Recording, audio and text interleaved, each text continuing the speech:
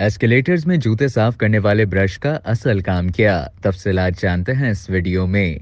आपने एस्केलेटर सीढ़ियों पर सफर तो किया होगा, मगर क्या कभी आपके जहन में ये सवाल आया है कि एस्केलेटर्स के दाएं और बाएं तरफ नीचे हिस्से में जूते साफ करने वाले ब्रश के रेशे क्यों होते हैं? हो सकता है कि आपको यकीन ना आए, मगर आम ख्याल के बरक्स ये ब्रश या रेशे जूतों की सफाई के लिए नहीं है। वैसे जूतों को भी साफ किया जा सकता है, मगर इनका असल मकसद कुछ और है। इसका असल मकसद मालूम करने से पहले ये जान लें कि इन रेशों को एस्केलेटर ब्रशेस कहा जाता है, जबकि कुछ स्कर्ट डिफ्लेक्टर्स भी कहते हैं। यहाँ स्कर्ट से मुराद वो खला है जो सीढ़ियों और साइड के दरमियान होता है। ये ब्रशेस बुनियादी तौर पर आपके तहफ्फुज के लिए ही हैं, क्योंकि ये खला के दरमियान सरहद का काम करती है। यानी जब आप एस्केलेटर पर सवार होते हैं तो हो सकता है कि अपने तहफ्फुज के बारे में ज्यादा फिक्रमंद हो, मगर एस्केलेटर एक मशीन है और मशीन में हादसात होते हैं तो ब्रशेस उनसे बचाते हैं। तमाम एस्केलेटर्स में ये ब्रशेस होते हैं। सीढ़ियों और साइड्स के दरमियान मौजूद खला में कोई चीज जैसे कि बैग्स, कपड़े या जूते फंस जाएं, तो मोटर के दरमियान जाकर एस्केलेटर को काम करने से रोक सकते हैं। मगर एस्केलेटर इतनी ताकतवर होती है कि वो इंसानी जिस्मानी आज़ा को नुकसान पहुंचा सकती है।